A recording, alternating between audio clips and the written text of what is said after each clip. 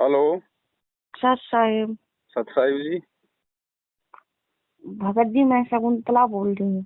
कहाँ से? शकुंतला दासी, उत्तराखंड से सर। जी बोलिए। भगत जी, मैंने ये फर्जी आपका ये वीडियो देखा तो मुझे पता नहीं था। जी मैंने यहीं पे हमारा नाम केंद्र है, हमारे गांव के पास में ही, जी। वहां से ले लिया। अच्छा। तो मतलब मेरे पति विरोध करते हैं, मतलब तस्वीर उस्वीर भी जला दी। भगत जी, पवन भगत जी बोल रहे हैं ना? हाँ जी हाँ जी। मैं 2-3 दिन से, जब से देखा जब से लगा रही हूँ वीडियो करके, अब फोन आपके लगा क्या रही विचार हूँ। है बहन जी, वो बताइए। आपको पता चल गया कि नामदान केंद्र फर्जी है, उधर से तो आपके परिवार की तरफ से भी आप पे दबाव बढ़ रहा है, तो आपके क्या विचार है? मैं तो रामपाल भगवान जी के चरणों में ही हूँ, मैंने नहीं छोड़ा। अभी तो मैं उधर, मुझको पता चल गया वो फर्जी है, तो मुझे तो वहाँ नहीं जाना है। बस क्यों केवल दूंगा जाना फिर? नहीं है, उनको कोई सहयोग नहीं देना, कोई दान धर्म नहीं करना जब तक गुरुजी नहीं आ जाते हैं। बाकी नाम को नहीं छोड़ना, नाम परमात्मा का है। अगर मर्यादा हाँ में रह के सुमरण करोगी तो परमेश्वर लाभ भी देंगे और साथ में भी रहेंगे। और मैनेजमेंट की संगति करने का मतलब है मर्यादा तोड़ना, क्योंकि वहां जाओगी तो उनको दान धर्म भी देना पड़ेगा जो गुरु आदेशों के खिलाफ हो जाएगा। वहां जाओगी तो आपको कुछ भी सीखने को नहीं मिलेगा, केवल उल्टी संगति मिलेगी। आज हिमाचल में वो चुनाव है, आज हिमाचल में वो चुनाव है, आज वो है, आज वो है, आज वहां वोट डालना है, आज वो करना है। हेलो। वो हाँ। मेरे भगत जी, मतलब भगत जी वो, मतलब वैसे तो कुछ नहीं बोलते हैं। वो बोलते हैं मतलब नकली बाबाओं के पीछे मत पड़ो, ये बोलते हैं। और हमारे रामपाल भगवान जी जेल में है, वो सब ये देखते हैं तो लगता है कि वो गलत है, लेकिन हम मेरे लिए तो भगवान है, मैंने तो उनको भगवान मान लिया। देखो, आपके भगवान को पति को अपना, ज्ञान नहीं है बहन जी, वो कुछ भी बोल सकते हैं। आपने उनकी बातों का बुरा भी नहीं मानना और आपने उनकी बातों का अपने दिल पे कोई असर भी नहीं डालना। वो कुछ भी बोल सकते हैं बहन जी, काल प्रेरित हैं, नाम से दूर हैं, ज्ञान से दूर हैं। आपको समझ में आ गया तो बहन जी, अपने आत्म कल्याण के लिए परमात्मा ने कह रखा है कि ना अपने पति की बात माननी, ना अपने माँ बाप की, ना अपने सास ससुर की। केवल परमेश्वर के ज्ञान मार्ग से फिर आगे बढ़ना है। हाँ भगत जी, तो मतलब तस्वीर तो वही है, लेकिन मैंने कल तस्वीर देखा का हमने। कोई मैटर नहीं है भगत जी। तस्वीर अगर फाड़ दी है, जला दी है, आपको कोई दुख नहीं होना चाहिए। तस्वीर में भगवान नहीं बैठा है। भगवान है तो आपके हृदय में है, भगवान है तो शब्द रूप में है। मैंने तो वो ऐसे जला दिए, तो मैंने बोला आप तो मेरे हृदय में हैं करके। आप मेरे को तो हृदय से नहीं निकालेंगे, नहीं निकालूंगी, वो मेरे हृदय से नहीं निकाल पाएंगे परमात्मा को। आप उनको जला दो, वो तो तस्वीर ही है। मैं तो उनको ये जान के, मतलब जो जला रही थी कि परमात्मा को देखूंगी तो अच्छा लगेगा, ये जी। जान के सामने कोई रहेंगे तो। बात नहीं, वो आप अपने मोबाइल में देख लिया करो बहन जी। तो नहीं, मैंने फिर दोबारा से ले लिया, उनको गलती का एहसास हुआ बाद में।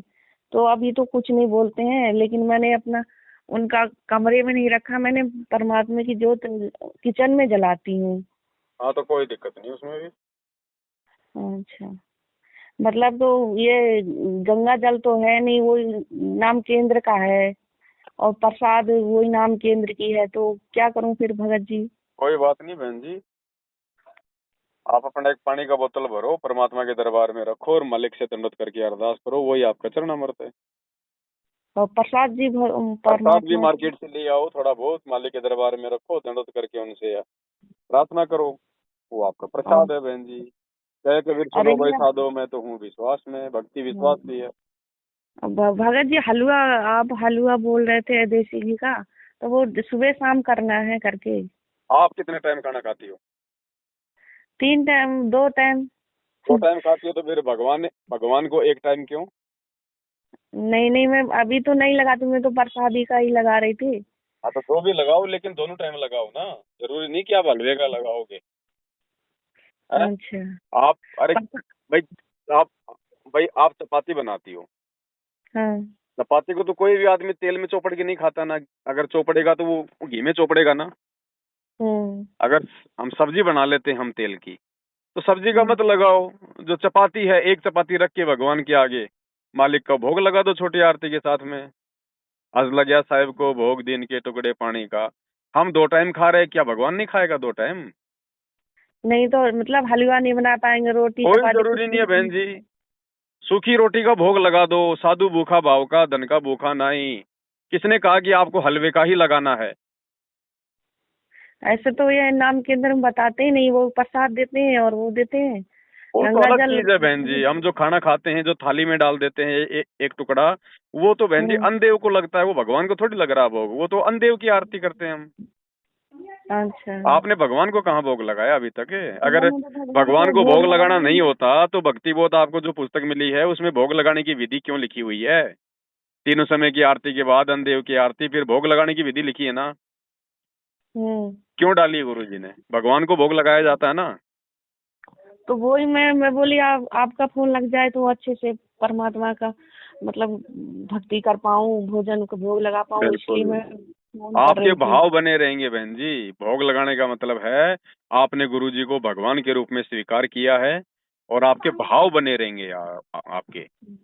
परमात्मा कोई भूखा नहीं है हमारे नहीं कोई वो टुकड़ों का। देखो। जो पूरी दुनिया को जो मतलब टुकड़े दे रहा है, वो हमारे टुकड़ों का भूखा नहीं है। लेकिन इस माध्यम से परमात्मा ये चेक करता है कि इस आत्मा के हृदय में अपने गुरु जी को भगवान मानने की प्रेरणा हो रही है कि नहीं हो रही है, ये कुछ समझ रही है कि नहीं समझ रही है। भाव ये है बहन जी। घर पे रिश्तेदार आ जाता है तो क्या हम उसको एक टाइम ही खिलाएंगे क्या? छोटी वाली छोटी वाली।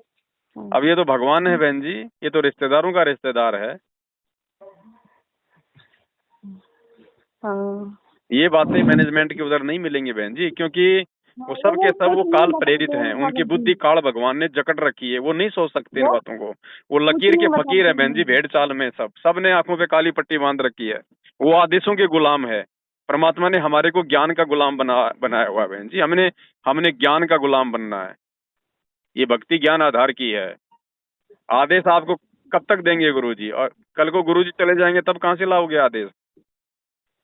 वही मैं पहले सोचती थी भगवान जब जेल में है, ये लीला दिखा रहे हैं, तो आदेश क्यों देंगे संगत को, यही सोचती थी मैं। और आदेश और कहाँ है कुछ नहीं गुरुजी के? आदेश मुझे बता आता। दीजिए। संगत तो फालतू में बेचारी भेड़ बकरियां बन रही है।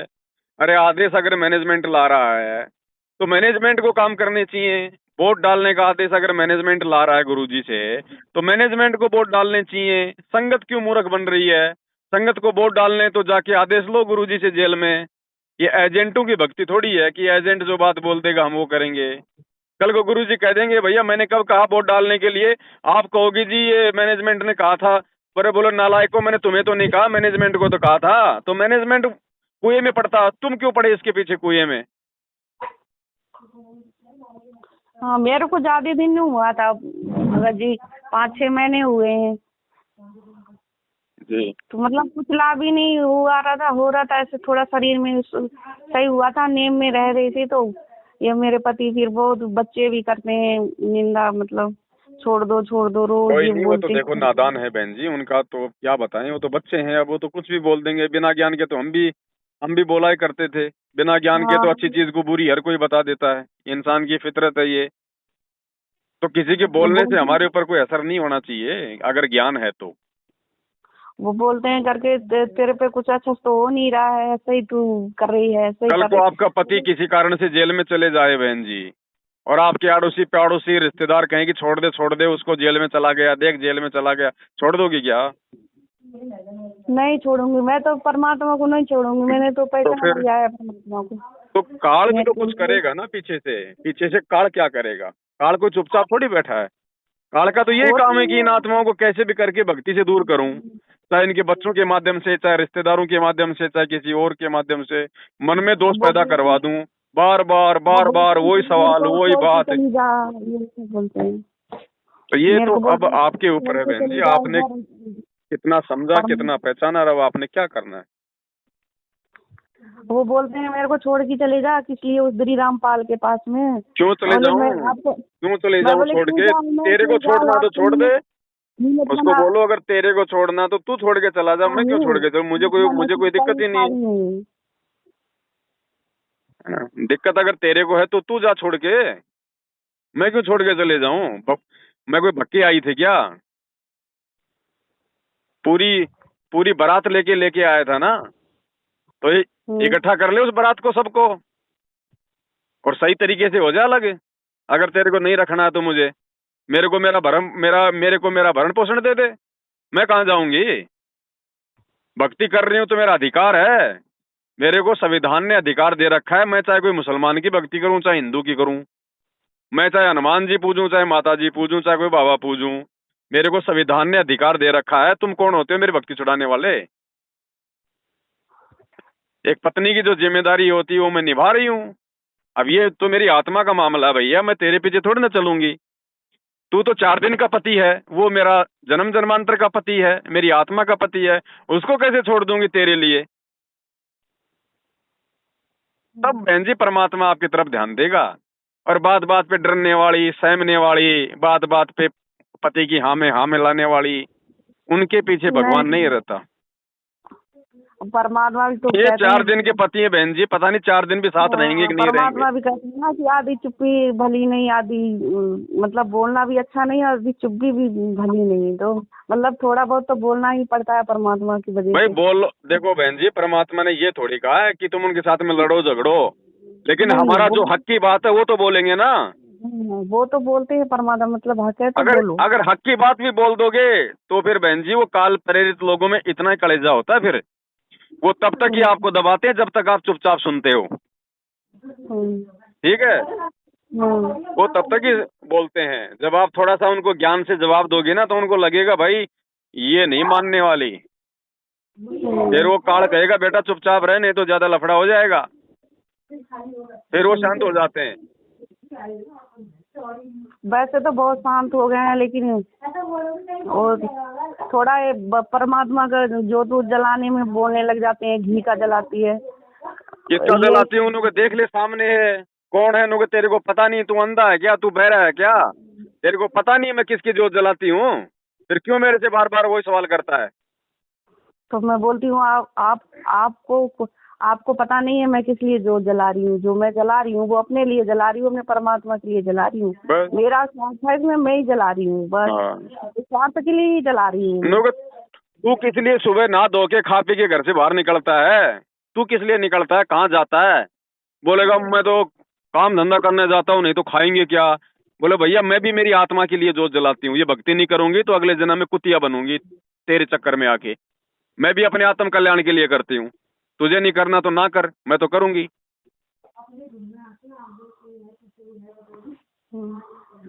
भगत जी अगर किताब फोटो मंगानी होगी और वो आपका पूरा पुस्तक पता बोर्ड पिन कोड नंबर के साथ मेरे इसी नंबर पे व्हाट्सएप कर दो। शंका समाधान की पुस्तक, एक भक्ति बोध, एक गुरु जी की फोटो और 2 महाविनाश की अंतिम चेतावनी वाली पुस्तक, ये मैं आपके घर पे डाक से भिजवा दूंगा। ठीक पर भगत जी। ठीक है ना? और बाकी बहन संभल के रहो, ये काल भगवान का भयंकर दौर है। जब तक गुरु जी नहीं आ जाते हैं, आगे आगे समय भी खराब है, हमारी परीक्षा भी और ज्यादा होगी। हर प्रकार से परमात्मा तोड़ के देखने का प्रयास करेगा। जो कच्चा होगा उसको परमात्मा छोड़ देगा, जो पक्का होगा हर स्थिति में हर परिस्थिति में, जो भगवान को अपने साथ समझ के खड़ा रहेगा विश्वास के साथ, और ये विश्वास और दृढ़ता केवल साथ संगति से आएगी और दूसरी कोई वस्तु नहीं है बहन जी। देख लेना, आगे आगे समय खराब है, हर प्रकार से काल दबाएगा। ठीक भगत जी। बस विश्वास रखना परमात्मा पे, मालिक से अरदास करते रहना। ठीक भगत जी।